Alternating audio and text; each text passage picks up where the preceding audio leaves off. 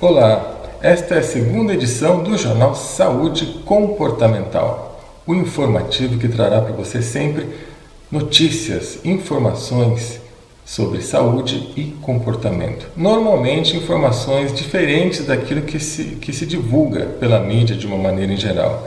E você vai poder observar a cada edição que a nossa saúde está mais relacionada aos comportamentos, à cultura de um povo, do que propriamente dito da medicina. É ao contrário daquilo que se divulga.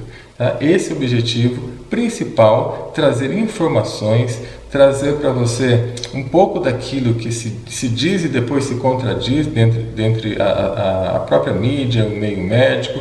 Uns falam que tal produto serve, outros falam que tal produto não serve. Então, há uma interrogação muito grande dentro da saúde mundial hoje em dia e nós vamos esclarecer exatamente o que é isso. Então eu imagino que você vai gostar das nossas edições e seja sempre bem-vindo, tá? Só que antes de falar da matéria de hoje, eu quero agradecer a todas as pessoas que curtiram a nossa página no Facebook, que deixaram comentário, a maioria enviou e-mail pra gente, tá?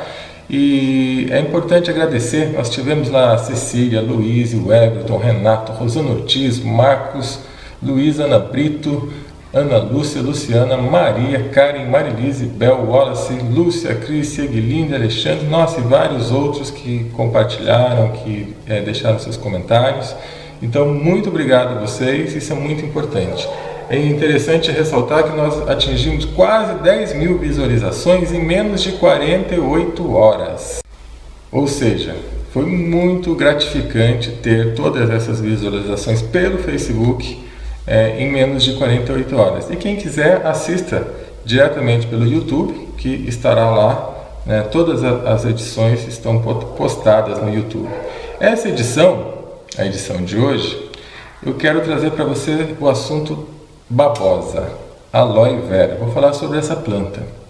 Tá? Eu quero, na realidade, afirmar a integridade medicinal desta planta. E vou explicar o porquê no final do vídeo. Tá ok? Então, eu vou fazer um apanhado histórico do uso medicinal dessa planta. Eu gostaria muito da sua atenção, porque isso é muito importante para a sua vida como ser humano, para a sua vida como profissional, como pai ou mãe de família.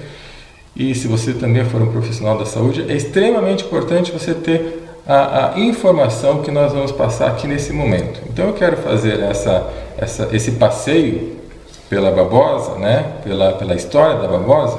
Olha só, vou ler para vocês que são muitas informações, tá? Então, na era cristã, aloe foi um dos remédios mais utilizados por Alexandre Trallianus, médico em Trales, na Lídia e em Roma, isso na época de 555 d.C. Já se preparava um extrato líquido dessa planta nessa época. A professora Fida Hasnain revelou que o pesquisador Ahmad tem chamado a atenção dos estudiosos para um unguento usado no embalsamento e cura das feridas de Jesus. Olha só, tudo isso na era cristã. Chegou ao nosso conhecimento, segundo ele, um documento muito antigo, de grande valor, pois pode estar relacionado à vida de Jesus.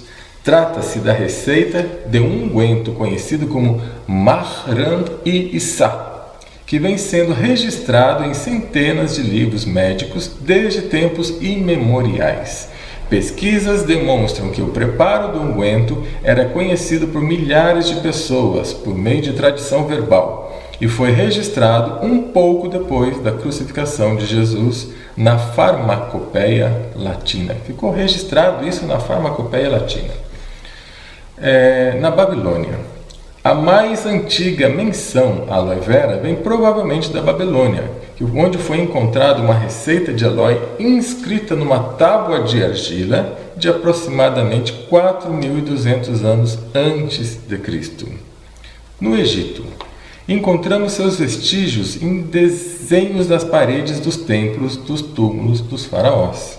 Ou seja, para uma planta constar na parede do túmulo dos faraós é porque era algo muito sério para eles. Tá? Uma nação, um império, prestar homenagem a essa planta junto às tumbas dos faraós. Tá? Na Ásia, Era muito procurado e considerado um remédio eficaz no tratamento de feridas externas e males internos. No ano de 600 a.C., a aloe chegou à Pérsia, Sumatra e Índia por intermédio de comerciantes árabes. Uma passagem interessante com Alexandre Magno. 500 anos antes de Cristo, haviam enormes plantações de aloe de alta qualidade na ilha de Socotorá, no Chifre Oriental da África. De lá, mercadoria ia para a China, para a Índia, Malásia e Tibete. E historiadores contam que Alexandre Magno conquistou essa ilha para melhor abastecer seu exército com aloe, pois ele só partia para uma guerra quando dispunha da planta em quantidade suficiente para o tratamento dos ferimentos de suas tropas. Olha a noção, né? A gama ampla de aplicação desta erva na história. Segundo Cristóvão Colombo, 4 plantas são indispensáveis à vida de qualquer homem: o trigo para nutri-lo, a uva para alegrar-lhe o coração, a oliva para harmonizá-lo e a aloe para curá-lo. Cristóvão Colombo. Os índios americanos utilizavam cataplasmas contra as dores de cabeça e faziam uma bebida para amenizar as dores abdominais, acalmar a tosse, depurar os rins, expelir cálculos renais e pedras na vesícula. Inclusive na guerra, veja só, na Segunda Guerra Mundial, a aloe voltou a ser uma planta estratégica nos Estados Unidos. O exército americano conta até hoje com o maior estoque estratégico de aloe para uma eventualidade de ataque nuclear ou de um vazamento radioativo em alguma usina atômica. Hiroshima, veja só, após os lançamentos das bombas atômicas em 1945 sobre Hiroshima e Nagasaki, o Japão teve, obviamente, além de mais de 100 mil mortes, um número igual ou até superior de queimados pela radioatividade. São terríveis as queimaduras. E para ajudar essas vítimas, que na realidade essas queimaduras até então eram desconhecidas, foram testados todos os meios da medicina que a medicina dispunha. E os melhores resultados foram conseguidos com a aloe vera, o gel de aloe vera fresco.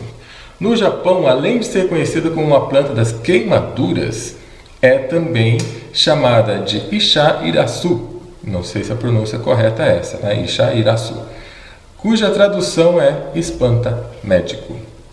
Em 1973, 3 proeminentes médicos egípcios anunciaram no Jornal Internacional de Dermatologia o tratamento e a cura de úlceras crônicas nas pernas com sumo fresco de aloe. O Frei Romano Zago, ele lançou um livro intitulado Câncer Tem Cura. Ele é o homem que pode testemunhar o maior número de casos de câncer de cura talvez do mundo, em todo o mundo, graças a uma fórmula simples que ele aprendeu de aloe, uma bebida destilada e mel. E o Dr. Wendell Winters, do Centro de Ciência da Saúde da Universidade do Texas, encerrou sua pesquisa mundial sobre aloe com a seguinte frase: acreditamos que a aloe é realmente uma farmácia em uma única planta. E para complementar, o Dr. McDaniel disse que a utilização da aloe vera será o passo mais importante no tratamento de doenças na história da humanidade. É importante fazer uma referência que a farmacopeia alemã, que é uma das farmacopeias mais exigentes e mais completas do mundo, ela diz que a aloe vera é mencionada como o remédio mais antigo da humanidade. E ainda cita que desde que o homem está na Terra, essa planta é usada medicinalmente. E agora é que entra o nosso principal objetivo com essa edição. Ok? Antes eu quero que você assista uma introdução de um programa que ocorreu numa emissora de televisão. A imagem não está muito boa, mas o importante é o áudio, tá? Escute um pouquinho essa pequena abertura do programa e eu já volto para falar para vocês o objetivo do vídeo. A história da babosa, mais conhecida como aloe vera, é tão antiga que aparece em várias citações da Bíblia. É considerada por judeus e muçulmanos uma planta que traz proteção. Na Grécia Antiga, a babosa era usada para curar inúmeras doenças, desde problemas estomacais até queda de cabelos.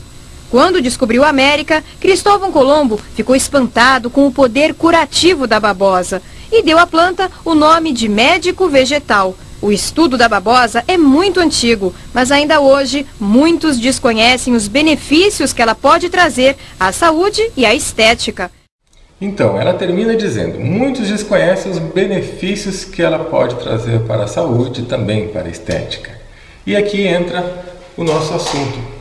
Em pleno século XXI, parece que a própria classe médica esqueceu ou simplesmente quer esquecer ou não quer ver todos esses dados históricos e científicos. No final do vídeo tem diversas provas científicas, trabalhos científicos, é só você aguardar para você ver.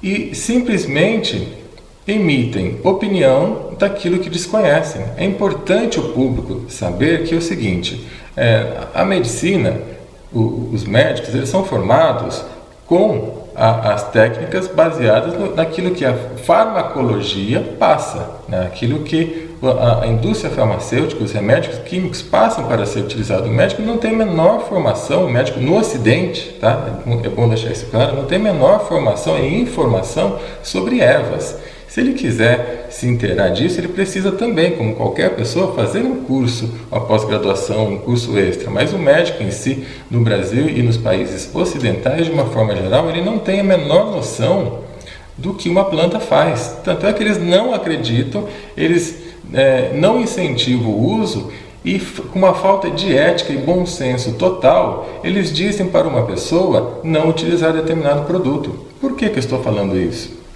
A babosa, por exemplo, é um produto extremamente importante e as provas científicas estão aí para melhorar o meio biológico, o terreno biológico do ser humano. Ele faz como se fosse uma varredura, uma limpeza dentro do corpo, limpando detritos orgânicos, restos orgânicos, e por isso que ela tem um efeito muito bom para a saúde, porque ela ajuda a aliviar a tensão, aliviar as toxinas que existem dentro do nosso organismo. Então veja bem, uma pessoa está fazendo quimioterapia, centenas de milhares de células, boas e não boas, obviamente as que estão com câncer, né, e as que não estão, as células boas, morrem. Então isso fica como se fosse um lixo na nossa corrente sanguínea, no tecido, né, extracelular. Então a pessoa fica com seu tecido totalmente embotado, é como se fosse um rio poluído.